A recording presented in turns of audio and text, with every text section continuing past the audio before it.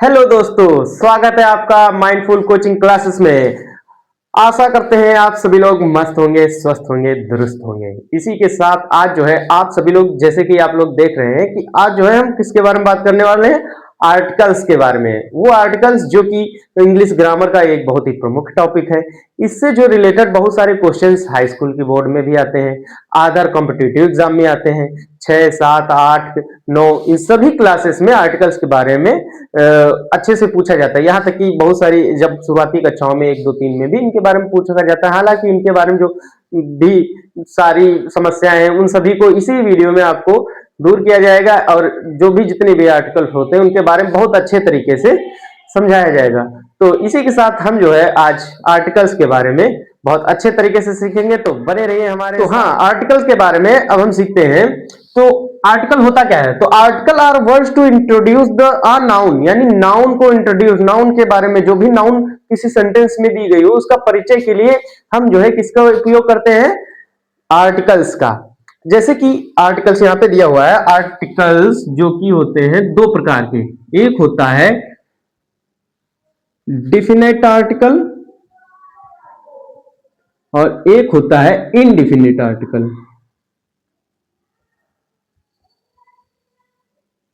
दो प्रकार के आर्टिकल पाए जाते हैं, एक होता है डिफिनिट और एक होता है इनडिफिनिट। अब डिफिनिट के अंतर्गत कौन सा आता है तथा इनडिफिनिट में कौन सा आता है, इसके बारे में बात कर लेते हैं थोड़ा।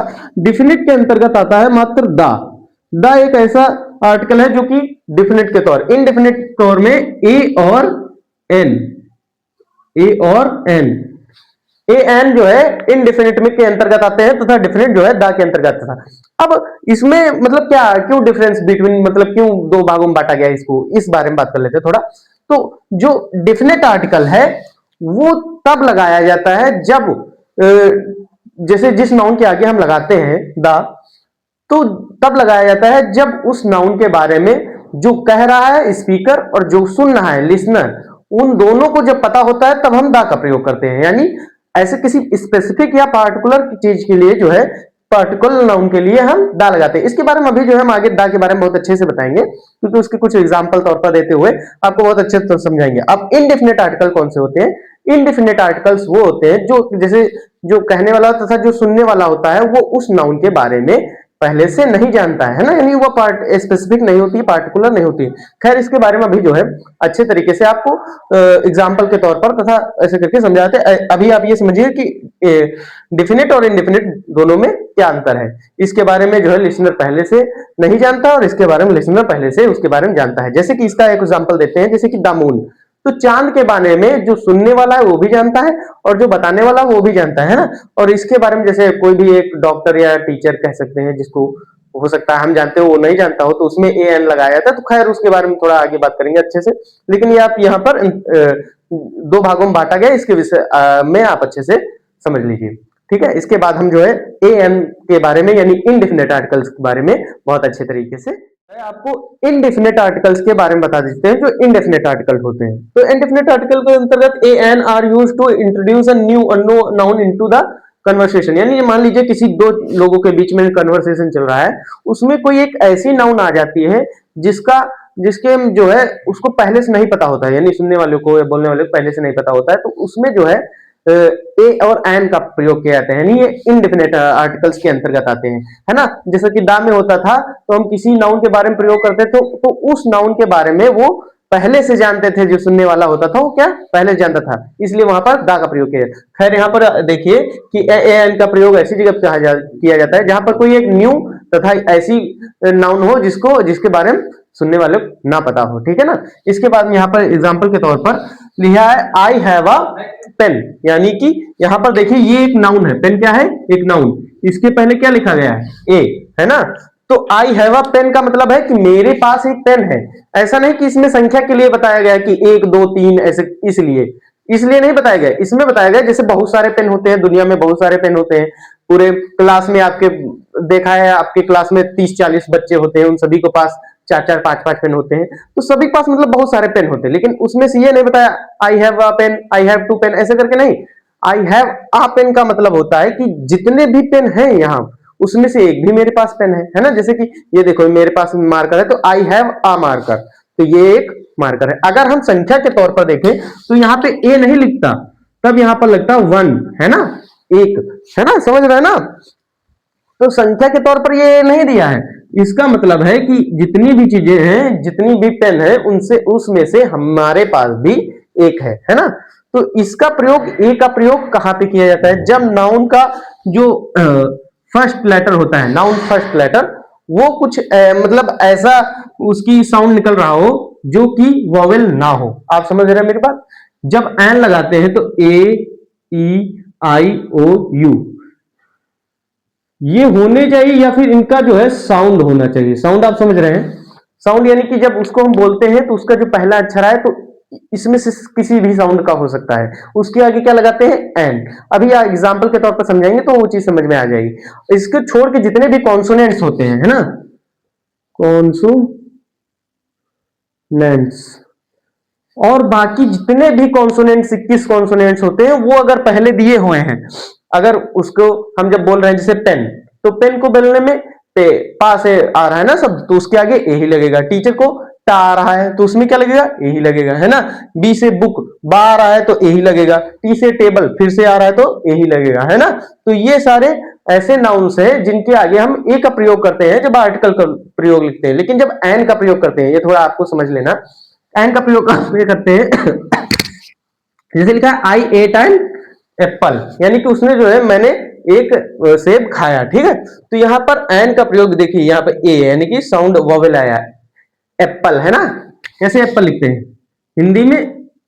अगर लिखेंगे ऐसे करके एप्पल, प्रोनाउंसिएशन के तौर पर एप्पल, है ना। ए यहां पर देखिए, इसका साउंड जो होता है, आप इसका साउंड, ये वॉवेल मत चेक करिए कि इसके आगे कौन सा वॉवेल है, क्योंकि दूसरे कुछ ऐसे भी शब्द होते हैं जिसमें पहला वॉवेल नहीं होता है, उसके बाद भी एन लग जाता है ना। पहला जो शब्द होता है वो वॉवेल नहीं होता है। मान लीजिए ये एक नाउन है, सभी नाउन है, इनका कहीं पर भी कई कई स्थानों पर जो है पहला शब्द नहीं होता, लेकिन तब भी एन लग जाता है। तो इसके तौर पर आप ये मत समझिए कि जहां पर ये वॉवेल दिए हुए होते हैं वहीं पर लगता है, ऐसा नहीं। जब इन वॉवेल का साउंड, जब आप बोलते हैं तो उसका साउंड आना चाहिए। जैसे अभी देखिए यहाँ पर इसमें लिखा है ही वांट्स एन अम्ब्रेला, उन्हें एक अम्ब्रेला चाहिए, उसे एक अम्ब्रेला चाहिए, है ना। वो चाहती है कि वो उसके पास एक अम्ब्रेला हो। तो यहाँ पर जो है एन लगाया गया है, यू है ना। तो यू अम्ब्रेला, अम यानी यू, तो इसमें जो है इसका साउंड आ रहा है वॉवेल का। उसके बाद में आप यहाँ पे देखिए आई वेटेड फॉर एन हावर, तो यहां पर देखिए जो I waited for an hour, तो यहाँ पे जो एच है वो साइलेंट है। क्या है? साइलेंट। यहाँ पे एच है तो एच तो एक कॉन्सोनेंट्स होता है, तो यहाँ पे ए होना चाहिए, लेकिन यहाँ पे ए क्यों नहीं है? आप ये चीज समझिए कि यहाँ पे ए क्यों नहीं है, क्योंकि एच साइलेंट है, और इसको अगर हम बोलेंगे तो आवर बोलेंगे, यानी ओ। तो ओ कौन सा है? देखिए आप इसके अंतर्गत आ रहा है, यानी ये वोवेल का साउंड आ रहा है, तो इसके लिए यहाँ पे क्या लगेंगे? एन लगाएंगे। तो इसको बारे में जो है आप अच्छे से समझ जाइएगा। लिखा है he is an honest man, अब यहाँ पे एच साइलेंट है फिर से, तो आप क्या लिखेंगे? ऑनेस्ट मैन, है ना। तो क्या लगेंगे? ए नहीं लगाएंगे, एन लगाएंगे, है ना। तो यहाँ पे ए एन आप जो है शायद अच्छे तरीके से समझ गए होंगे। अगर कोई भी आपको इससे समस्या हो, कोई भी रिलेटेड, तो आप कमेंट में अपना कमेंट कीजिए, और उस पर हम जो है एकदम अच्छे तरीके से आपको कमेंट सॉल्व करेंगे और आपको उसके बारे में और तरीके से जानकारी दे देंगे। बस आप इतना आप समझ जाइए कि अगर कॉन्सोनेंट होते हैं, कॉन्सोनेंट साउंड का वर्ड आता है, कॉन्सोनेंट साउंड का वर्ड आता है ना, तब जो उसके आगे ए का प्रयोग करते हैं। अगर वॉवेल का साउंड आता है, वॉवेल नहीं, वॉवेल शब्द नहीं, वॉवेल शब्द होता है तब तो लगाते हैं, लेकिन कभी कभी वॉवेल शब्द होने के बाद भी साउंड दूसरा आता है तो उसमें ए लगाते हैं। लेकिन कभी कभी कॉन्सोनेंट होने के बावजूद भी वॉवेल साउंड आता है तब भी एन लगाते हैं, है ना। तो ये आप बात समझ के चलिए, है ना। ये नहीं कि मात्र वॉवेल और कॉन्सोनेंट देखने से ही आप ए एन लगा दें, है ना। ये आप परीक्षाओं में ध्यान रखना, क्योंकि ऐसी परीक्षाओं में क्वेश्चंस जो एमसीक्यूज वगैरह आते हैं उनमें पूछ लेते हैं ना, तो इसके बारे में आप अच्छे से समझिएगा। तो इसके बाद हम जो है, अब इंडेफिनिट की बात हो गई है, अगर इसमें कोई समस्या हो तो आप बताइएगा, जरूर हम सॉल्व करेंगे। अब जो है हम डेफिनेट आर्टिकल के बारे में समझेंगे, जो कि मात्र दा होता है, उसके बारे में समझ लेते हैं। तो इसके बाद जो है हम इन जो डेफिनेट आर्टिकल बचा था उसके बारे में बात कर सकते हैं। डेफिनेट आर्टिकल क्या होता है? तो definite article the is used to introduce a specific noun which is known to both, known to both, जो यानी कि बोल रहा है और जो सुन रहा है, लिसनर एंड स्पीकर, दोनों जब उसके बारे में जानते हो, जो नाउन वहां पर दी गई हो उस जगह पर जब भी बात कर रहे हो किसी भी चीज के बारे में, तो वहां पर जो भी नाउन आती है, जो भी संज्ञा आती है, उस संज्ञा के बारे में जब लिसनर यानी कि सुनने वाला जिसको हम बता रहे हैं, स्पीकर यानी कि बोलने वाला जो बोल रहा है, उन दोनों को उस नाउन के बारे में पहले से पता होता है, पहले से जानकारी होती है, तो वहां पर जो है उसके आगे ए एन ना लगा के वहां पर क्या लगाते हैं, दा, यानी वहां पर नाउन को इंट्रोड्यूस करते हैं। जैसे कि आप समझिए यहाँ पे एग्जांपल के तौर पर, I have a cat, the cat is black, यानी कि यहाँ पर देखिए आप दो सेंटेंसेस, यहाँ पे देखिए पॉइंट लगा हुआ है, तो यहाँ पे दो सेंटेंसेस दिए गए हैं। पहले उसने बताया कि आई हैव अ कैट, यानी कि मेरे पास